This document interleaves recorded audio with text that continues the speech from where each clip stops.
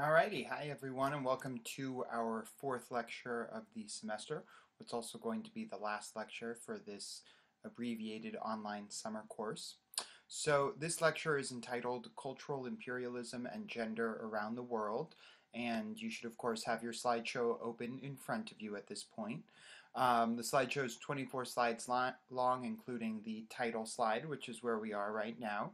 So if you'll turn there, we're going to go ahead and get started. So turn to slide 2, the first main slide previewing the lecture. We're going to start with a little bit of a concept review just to revisit some of the concepts that we've talked about before.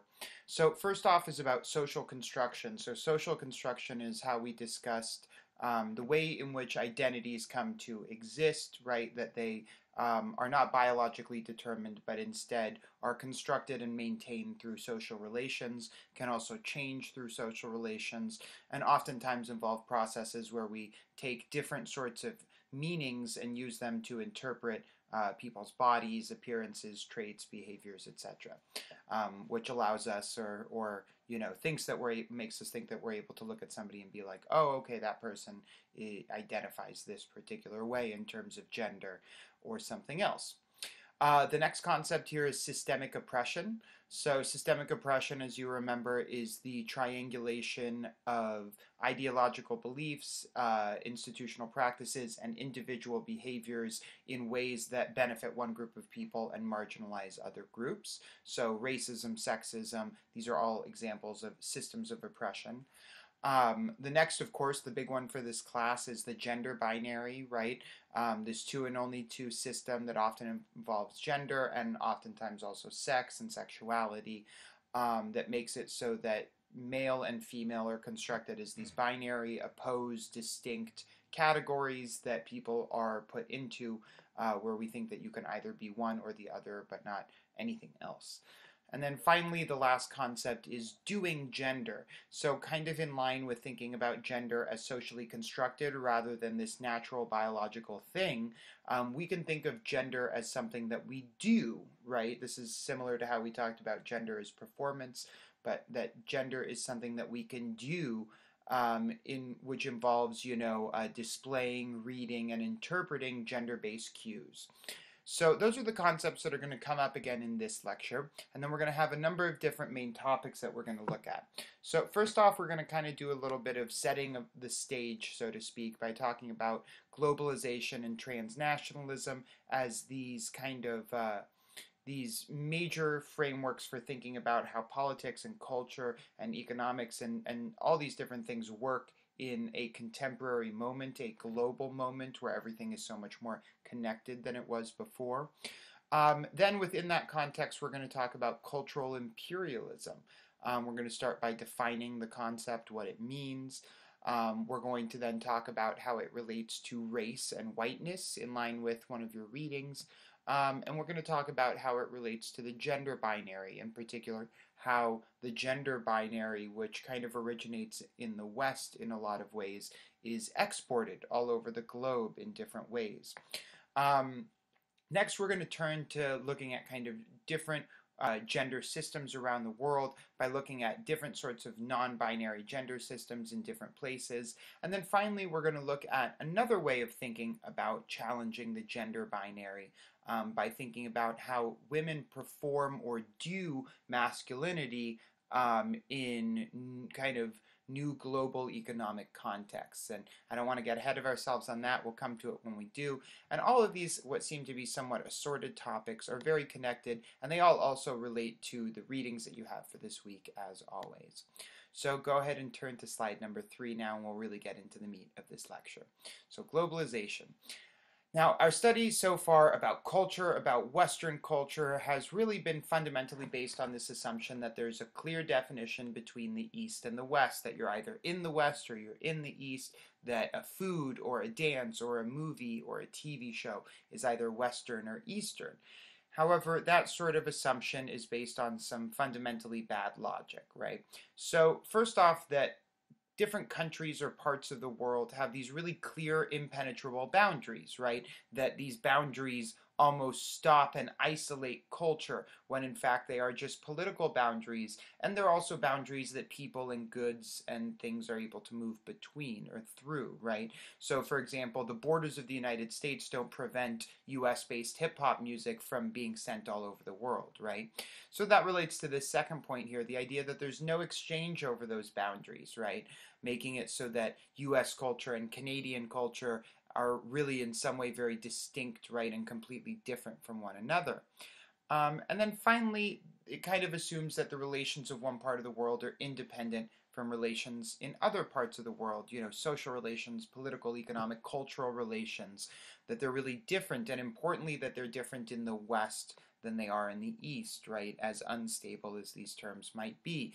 This idea is that, a whole bunch of things changing in the West won't affect things in the East, which we know just kind of on a basic level to not be true, right? Because as we're going to be discussing, the rapid exchange of cultural practices and products across large distances, across national boundaries, really complicates this picture. So going to the next slide here, the term many scholars use to capture kind of this moment in global society is the term transnational. Now, this term you've probably heard before, and you might just think based off of the roots of the word that it involves crossing borders, right? Going between nations, right? Or across nations. But on kind of a scholarly level, the term transnational refers to the effects of the changing and importantly decreasing role of national borders and nation states in determining the structure of human societies, specifically the increasing flow of ideas and people and material goods across national borders, as well as the growth of political and economic structures like the World Bank or the World Trade Organization that operate globally, okay? In other words, what we're trying to say is that previously, going back in time, national borders and the nation state were kind of, the nation state was the center of the nation. It was where power operated, where all the decisions were made, everything happened, right? And then these borders were kind of hard and fast borders at the edge, at the periphery of these nations. But nowadays, that's just not the truth anymore, right? It doesn't capture how things work. It doesn't capture the ways in which ideas and people and cultural products and practices and all these things move around the world. And it doesn't capture how now power and politics and all these things operate on a global transnational level, right? Through these big organizations. So transnational, which is a term that's going to come up throughout this lecture, is also a useful framework for discussing stuff that pertains to our course. So it's useful for discussing the effects of Western culture on women spread across the globe. In other words, useful for discussing how US or Western-based cultural products and practices end up spreading and affecting women in other places. And it's also a useful way of talking about how women are organizing across national borders, right? How a lot of different gender-based, LGBTQ, and other forms of activism are taking place in ways that span national borders and build coalition and cooperation globally or transnationally. Now, the next slide here, what this means for a class like ours is that that we must kind of operate with a number of scholarly assumptions when we're approaching the concept of culture or of talking about things like Western culture or non-Western culture. So some of the assumptions that we need to work with are, first off, that Western culture is influenced by non-Western cultures in ways that create overlap between the two, right? If you think about US food and what is American food or US-based food, normally a lot of the things that people will refer to come from other places around the world, right? And that's just an easy example. Now, along with this is that Western cultures often try to construct themselves as the opposite of and opposed to non-Western cultures, right? And this construction is kind of a matter of knowledge power, right? In other words, a lot of people really benefit from the widespread belief that Western and Eastern cultures are diametrically opposed and really different, right? The idea that things are just like totally different over there, right? That when you travel overseas or go to different places, that things are just like drastically different. And then kind of built into that binary approach to thinking about Western and Eastern culture is oftentimes the privileging of Western culture over non-Western cultures, right? Now, in addition, as we're going to talk about a lot today, Western culture, Western popular culture, is also oftentimes imposed on non-Western societies through a range of political and economic and notably imperialist practices, right? In other words, that to put it kind of in a simple example, other people are watching a lot more American television than Americans are watching television from other countries. And this isn't because American television is just somehow better than television in other places, though a lot of people probably think that, right? This has to do with systems that make it so that US culture is really available globally and promoted globally. Um, so finally, and related to a lot of the ways in which people are resisting systemic oppression using culture, is that non-Western peoples, right, people all over the global South, right, use Western and non-Western cultural products or practices in order to challenge the hegemonic political structures, to challenge imperial policies, right, or neo-imperialist policies, and lots of other really, really good forms of activism. So these are all sorts of assumptions that people who consider themselves to be transnational cultural studies or transnational feminist cultural studies people will operate under. Now, moving on to slide number 6. Oftentimes, though transnational is a new term, a term that pretty much everybody is familiar with is the term globalization. Now, globalization really broadly refers to the economic, social, cultural, and political processes of integration that result from the expansion of transnational economic production, migration, communication, technologies, and so many other things, right? Now, the term globalization has economic and political dimensions, and certainly cultural dimensions, as we'll discuss in a bit. Now, economically, globalization involves trade liberalization, deregulation of economic markets and business practices, privatization, elimination of social programs, the movements of businesses outside of their national homes. These are all parts of globalization, right? These are all parts of economic globalization. Now, politically, we would say the role of the nation state, as kind of evidenced in the sentence above about businesses moving outside of their national homes, about privatization, that the role of the nation state in determining political, economic, power is really shrinking, being replaced with privatized services, and the growth of transnational political and economic entities like the World Health Organization, United Nations, NATO, World Bank, International Monetary Fund, or IMF, and NGOs, nonprofits, the World Trade Organization, the European Union, right? So we could go on and on and on about all these global political entities, right? Global economic practices, entities and practices that integrate different people all around the world in different ways. Now, there's some important things to clarify about globalization and transnationalism. Now, pretty much everything that's transnational is global or involves globalization or takes place in a moment of globalization. In other words, this shrinkage of the nation state in ways that render national borders less kind of important for determining political, economic, social, cultural, relations broadly, that all these sorts of changes all take place within the context of globalization, but not everything that's about globalization is about transnationalism. So again, everything that's transnational takes place in a moment of globalization, but not everything that's globalized, for example, is transnational. Not everything that's globalized necessarily involves the shrinking of the nation state, the decreased importance of national borders, etc., etc. So, keep that in mind, keep that clarification as we move forward or as you're writing for this unit. Now, going on to slide number 7 here, our first really big new key term that's going to be important for the rest of this lecture pretty much is cultural imperialism. And cultural imperialism is the cultural extension of imperialism, the promotion of one culture and economy of a nation over another, oftentimes continuing in lieu of the formal political and military control associated with imperialism historically, right? So if we go back in time, Western nations like England, like the United States, like France, a bunch of different Western nations held colonies all over the world in the global South, in Africa, in South America, in the Middle East, in Asia, right?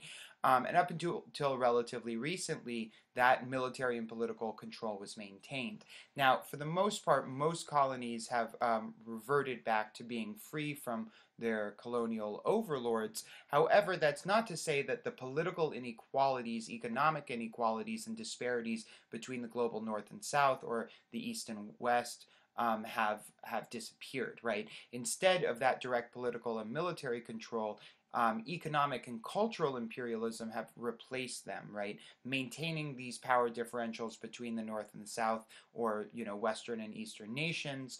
Oftentimes, people will use terms like first and third world, or developed and underdeveloped, and I choose not to use these terms for the purposes of our class focused on culture, right? So terms like West and East, or North and South, might help us a little bit more.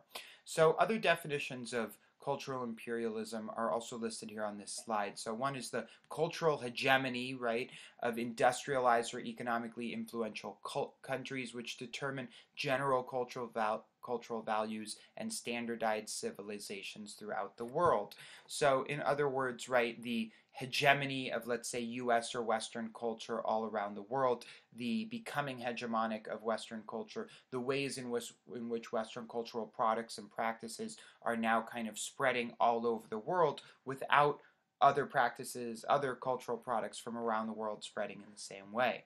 Now, other terms such as media imperialism, structural imperialism, cultural dependency and domination, cultural synchronization, electronic colonialism, thinking about digital media, ideological imperialism, and economic imperialism. These are all terms that have been used to describe this same sort of basic notion of cultural imperialism, of the promotion of one culture over others, oftentimes the promotion of Western over non-Western cultures. Now, on the next slide here, a couple cultural studies theorists have made the argument that, and this is a good way of thinking kind of broadly about the relations between historical and contemporary imperialisms, that imperialism is the conquest and control of one country by a more powerful one, broadly speaking.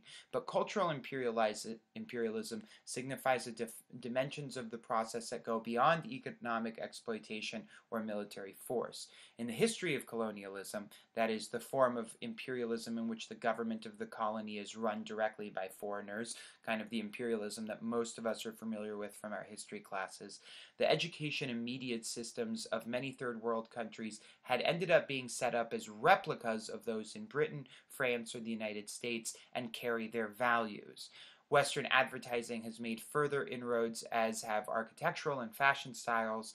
Subtly but powerfully, the message has often been insinuated that Western cultures are superior to the cultures of the third world. And this really captures kind of this historic movement, right? So you used to have direct military and economic control of colonies by colonizers.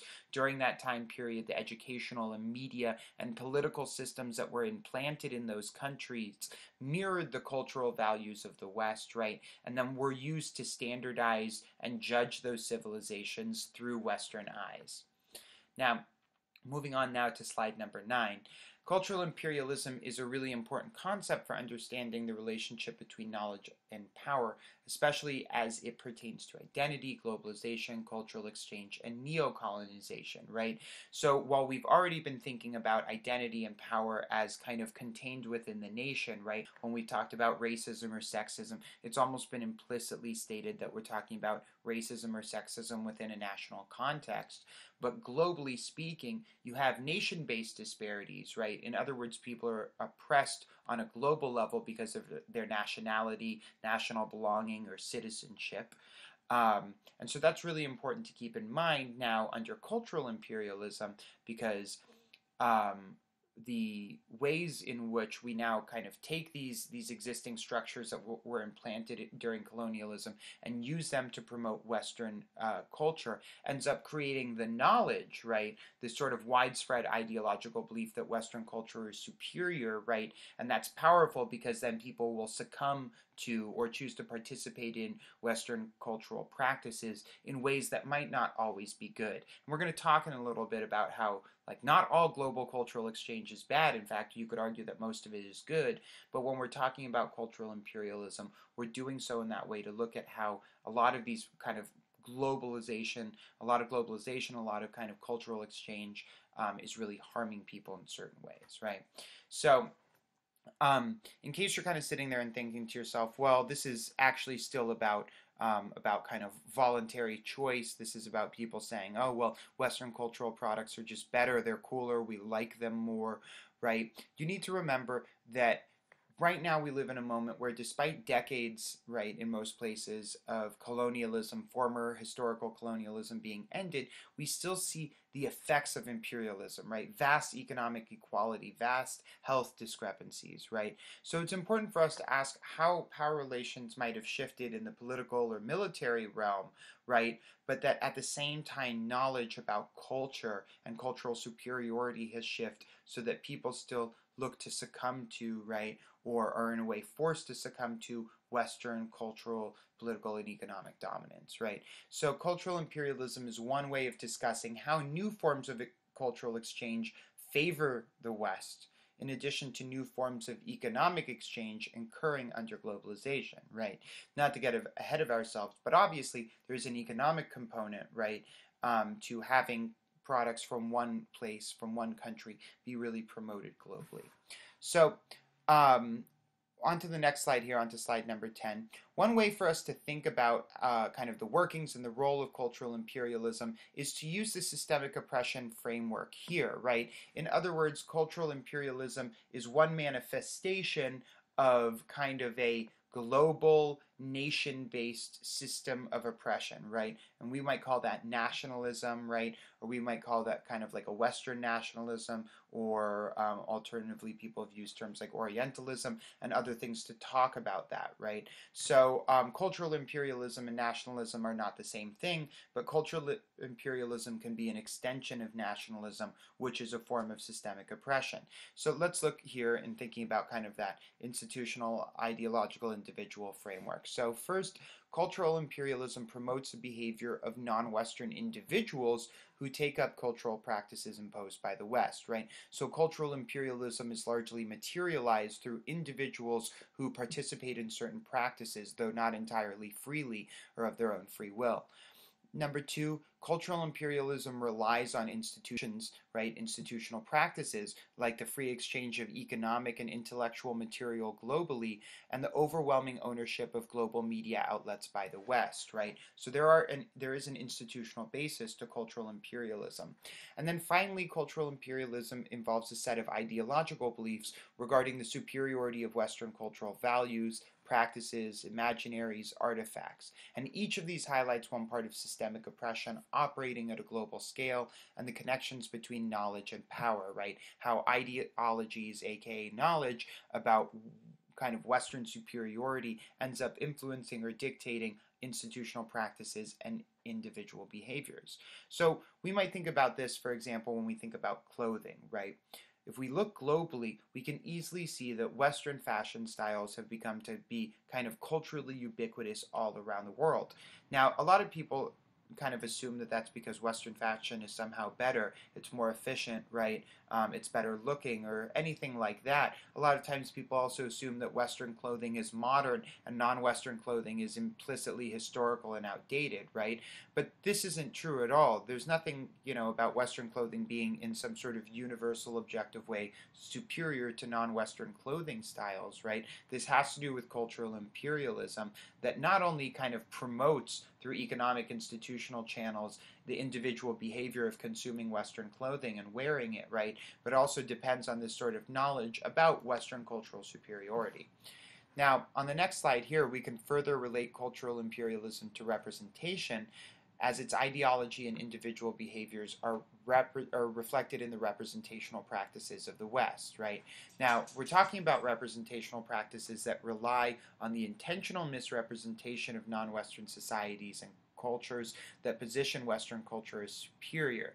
Now, these representations are powerful. People watch them on TV, in movies, listen to them in music, hear them talked about, and, most kind of by political pundits on the news and even by actual politicians, right? And this creates a knowledge in the populace of the West that Western culture really is superior, and that when we look at other places and we see different clothing styles, different foods, different architectural styles, that these are signs of underdevelopment, right? And if you think, for example, about most movies that are produced in the West that depict the Middle East, right, or depict Africa, or depict South America, or depict Asia, a lot of these movies, a lot of these television shows, right, they depend on these really kind of stereotypical images that almost produce this idea that the Middle East is a place that's like caught in the past, that's like archaic, that's lost somewhere in history, right? That when you go there, everything is all these archaic stone buildings and, archaic dress styles. But this is a representational strategy that's used by Western media to continue to produce this idea that our culture is superior. If you go to the Middle East, the reality is that cultural imperialism has implanted so many different aspects of Western culture that you can be in just about any major city and be walking in places that feel just like a metropolitan area in the United States. I do research in Palestine. I spend, a lot of time over there, and you can be in malls there where you see an H&M and a Forever 21 and a McDonald's, and it feels just like any mall in the West. So, however, these representations of the Middle East that we still see in contemporary, for example, action movies, still rely on this sort of representational strategy that makes the Middle East look backwards and outdated, right, archaic, anachronistic, lost in time. So, on next here to slide number 12. We're going to talk a little bit about how this kind of all comes together by looking first at how race and whiteness and cultural imperialism and imperial histories all work together. Now, race and cultural imperialism have a really long history. Keep in mind when we're talking about cultural imperialism as something that kind of existed after the relations of formal imperialism, that doesn't mean that like one took over for the other. Cultural imperialism was always a part of formal imperialism as well, and therefore it has a really long history, as long as the history of colonization itself. So, for example, in the United States colonial history, representing Native Americans or indigenous people and blacks as inferior biologically, as less than human, right, through things like fake scientific projects that were used to determine, the brain capacities of different groups of people, things like the one-drop rule, the three-fifths compromise, anti-miscegenation laws that prevented marriage between black and white people that lasted into the 50s and 60s and even 70s in some places in the United States, right? These are all sorts of things that kind of collectively were a large representational strategy to depict Native American peoples and blacks as biologically inferior in ways that then justified things like slavery, things like the mass genocide of Native Americans, things that are kind of, common knowledge about the U.S. history and how the United States came to be what it is today, right? Now, in European history, the colonization project that took place throughout Asia, throughout Africa, throughout the Middle East, involved early on religious missionaries who would go on what were oftentimes called civilizing missions, right? Meant to civilize these barbaric places by bringing Western Christian civilization and culture to them, right? But if we think also historically, about European colonialism, what you can remember still historically and still today is that colonial subjects were never really able to move to the colonial seat of power, right? So if you were in a British colony in Africa, you didn't have the right to just move to England if you wanted to, right? This was sort of a one-way flow of power, a one-way flow of control, a one-way flow of cultural exchange, right? This is about bringing European culture to Africa, bringing European culture to Asia, to the Middle East, not about bringing those cultures to Europe, right? Now, contemporarily, there's lots of things that we can look at. The underrepresentation and misrepresentation of racial minorities in media, popular criticism of non-white cultural aesthetics, right? So, for example, I was just reading the other day about a woman who was fired for having, a black woman who was fired for having braids at her work. People saying that it was unprofessional, right? Dreads, sagging pants, loose clothing, right? Being seen as unprofessional, and historically Euro-American white clothing being seen as the only acceptable professional attire, right? Criticism of other non-white cultural practices like rap music, or complaining about strong-smelling food, representation of non-Western cities and places as outdated and inferior, as we kind of talked about, or kind of constructing the desirability of white skin by lightening the skin of black models, or only hiring light-skinned black women to be in movies, television, to be popular musicians, etc., right? And if you think about the Yearning for Whiteness or Yearning for Lightness article by Eve Nakano-Glenn in your readings for this week, this is where that all kind of connects together.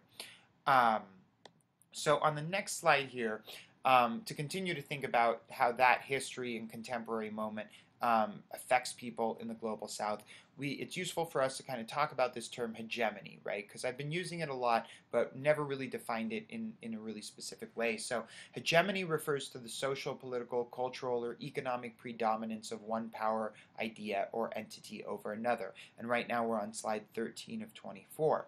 So hegemony is about kind of one thing, one entity being predominant, being everywhere, being ubiquitous, right?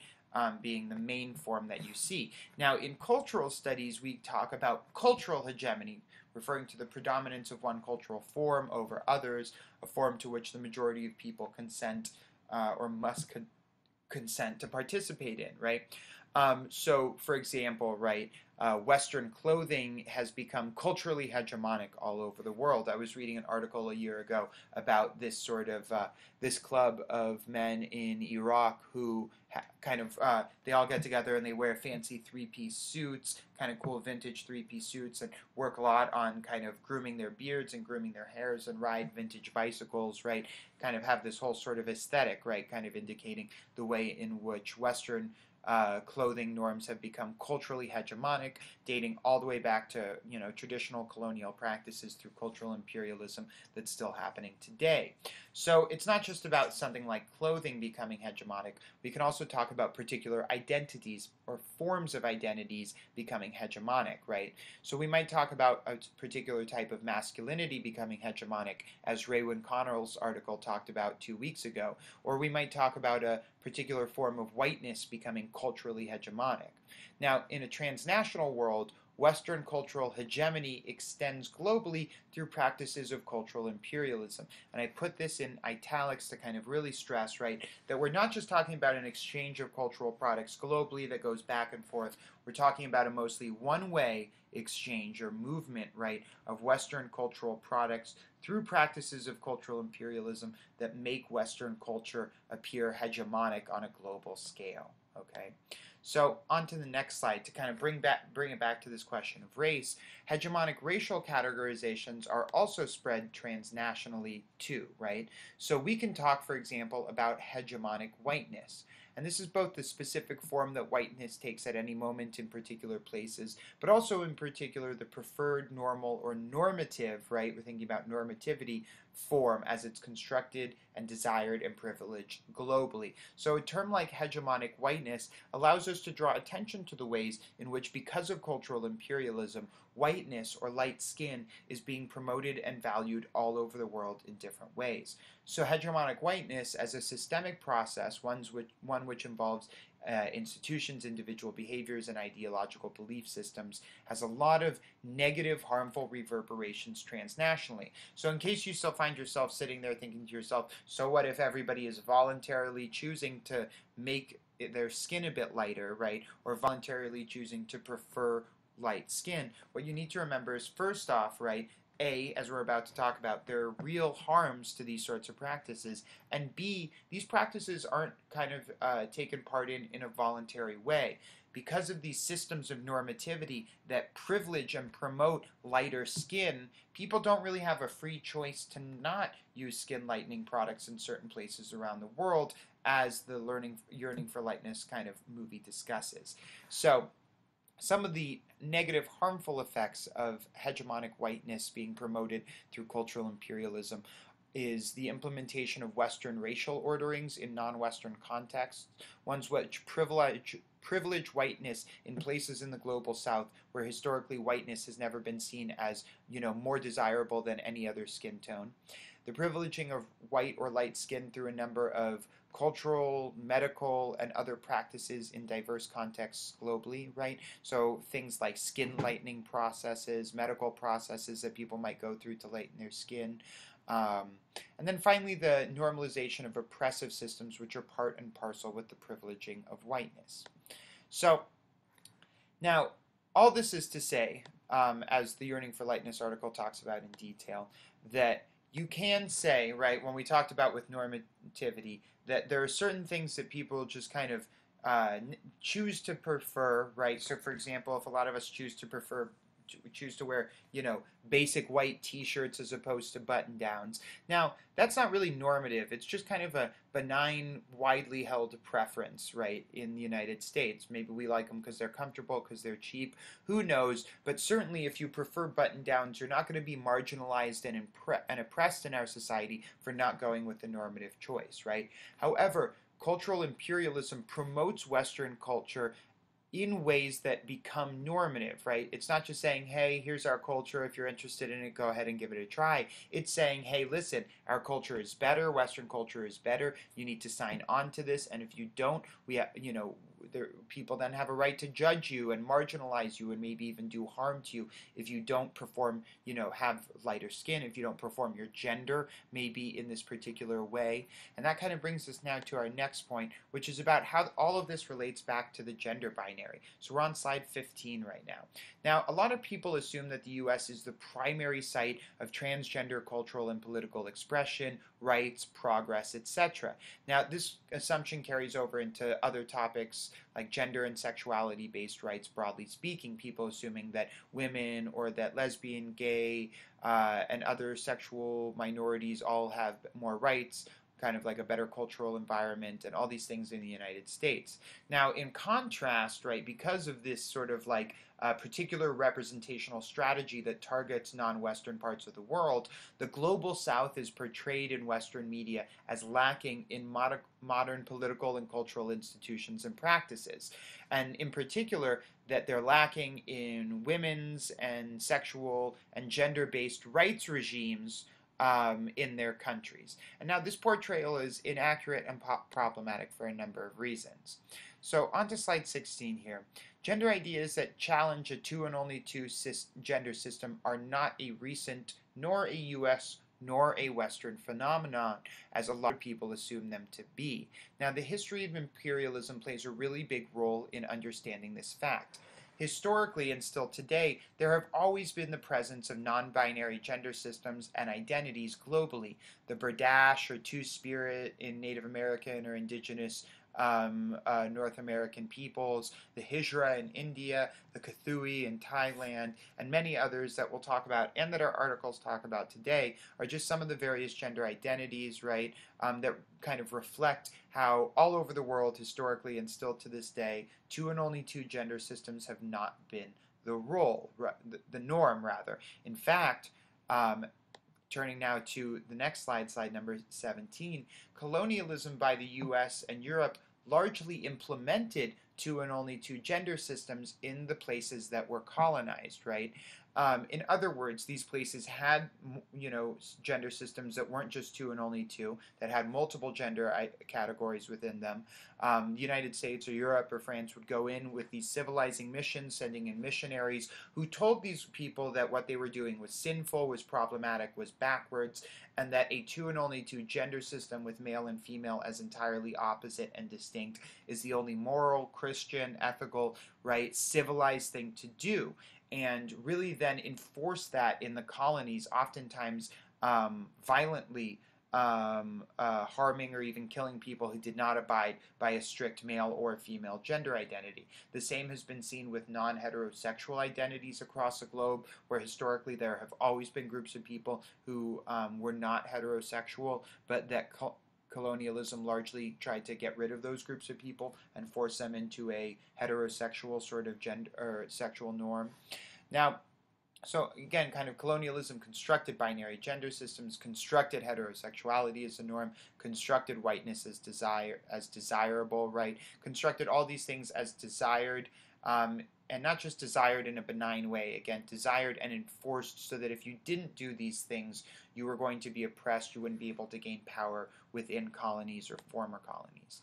So now, if you go to slide 18, the next slide, you can understand that this is all really kind of ironic in a lot of ways today, since former colonizers like the US or France or England now use their own positions on sexual and gender politics to depict the global South as backwards. And they use this to justify modern colonialism through military, cultural, and political intervention, right? So we have these tropes of saving the gays or saving brown women in the Middle East that are used to justify or partially justify wars that take place, right?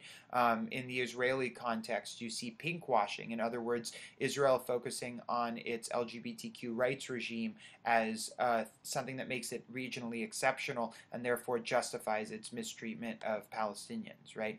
So these practices uh, of having a two and only two gender system that's violently enforced, or these practices of having heterosexuality violently enforced that we do see in parts of the world, like in parts of Africa or parts of the Middle East, right? Though again, they're not the norm in those regions. Though we do see them, those practices were largely implanted through colonialism, through colonization, right? And now these former colonizers turn around and say, oh, look at how bad that thing is that they're doing there, even though, and we're not talking about this, right, that is a practice that was implanted by the West in the first place. Now, on to the next slide here. As just mentioned, there have been non-binary gender systems around the world throughout human history. However, the globalization of a two and only two gender system from the West and its earlier implantation through colonialism have created problems for those who express a gender that challenges that binary logic. Under colonialism, many who expressed a third gender would be killed, and today many traditional gender systems have been forced out of their local national context to be replaced by a Western gender binary, leaving many without resources, recognition, or rights. So at the same time, this is now slide number 20, at the same time throughout the world, people have fought to maintain these traditional and non-binary gender systems in the face of cultural imperialism that implants a two and only two gender system. So the Hijra in India and the Aruvani in other parts of South Asia are really broader terms given to people who might be intersex, transgender, third gender, third sex, and the Aruvani recently gained legal recognition as a third gender in Bangladesh, all right? So continuing to fight for recognition, right? And keep in mind, despite the fact that so many people think the US is sort of this bastion of progress when it comes to gender-based rights and politics, Bangladesh, and not the United States, has more than two genders legally recognized on a national level. Now, when it comes to indigenous North Americans, Two-Spirit or Berdache are terms that are oftentimes used to describe a person who's gender variant or expresses a third gender. Two-Spirit peoples have been targeted historically very heavily by U.S. colonialism and still have a really very large activist community that works on anti-colonial and gender-based rights work today across the United States. Now in Indonesia, as one of the films that we have for this week talks about, the waria, which is a term that literally blends the terms for man and woman, refers to men who have the soul of a woman, as is oftentimes used to discuss it, and might encompass male cross-dressers, drag queens, transsexual women, and others who kind of express some sort of a challenge to a two and only two gender system, even possibly some gay men, as the film for this week discusses. Now, on to the next and last section that we have here. This is slide number 21. And this is about other ways of thinking about the gender binary being challenged in a global context. So we talked a bit about globalization and about economic and political aspects to globalization. Now, global economic shifts have significantly contributed to restructuring family dynamics across the globe in ways that, as we'll talk about, really relate to gender and gender performance and doing gender.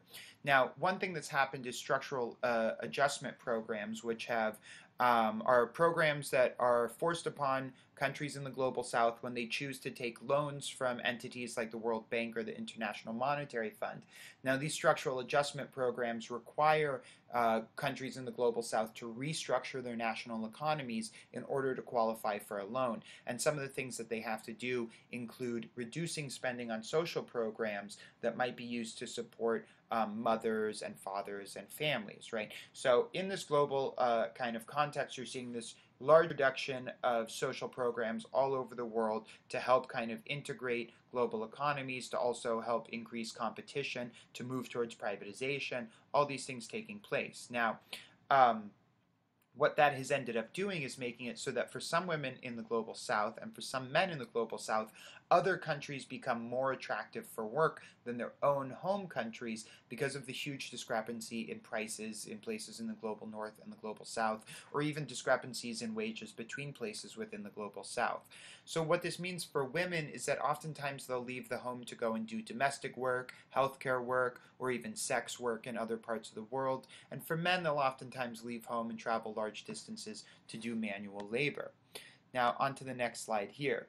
Now, these SAPs, the structural adjustment programs, as I mentioned, have decreased social programs, putting pressure on parents to seek alternative means of income, right? The reduction of these social programs exaggerates family-based problems like poverty, starvation, and health concerns.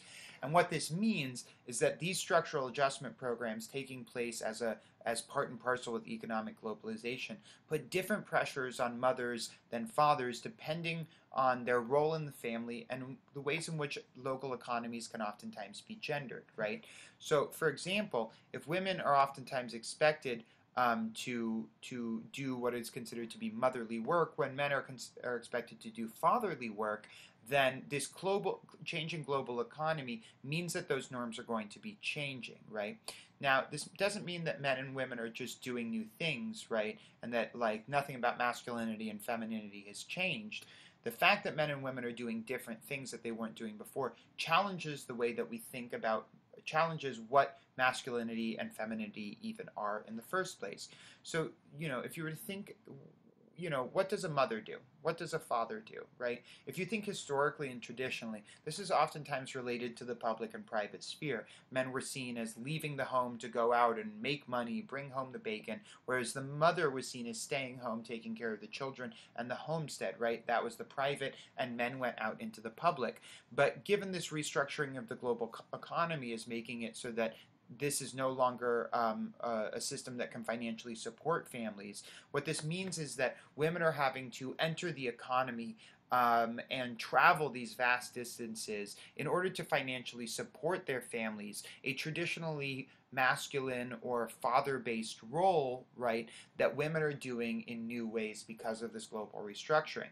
Now, you have a couple of readings for this week that talk about women leaving the home in order to send money back to their families back home. So the article on the meanings of transnational Latina motherhood talks about that. And also more broadly, you have articles talking about how women's role in the home is being restructured because of globalization and in particular economic globalization. And the way that one of your authors, Mahola, talks about this is as women performing masculinity or women doing masculinity, right? So in other words, if masculinity is traditionally defined in part through one's ability to fulfill the role as the breadwinner, the supporter, etc., then when women do that, right, it doesn't mean that a woman's role has changed, right, and that now women are doing different things and men are doing new different things, and they're still really distinct and opposite, right? At the point that they're doing the same thing, what Mahola argues is that that means that women are doing masculinity. And what we can say then about this is that this is a challenge to the gender binary, because part of the logic of the gender binary isn't just that there are men and women and these are real things and these are groups, but also that they're distinct and opposite and they do entirely different things, right?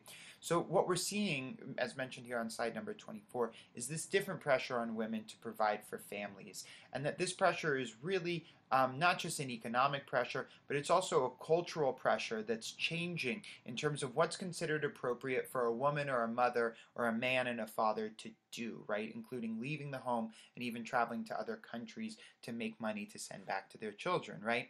Now, we have to be cautious about thinking about this. Now, we can say, yes, this is one thing that challenges the gender binary because it challenges what we know about masculinity and femininity as being distinct from one another.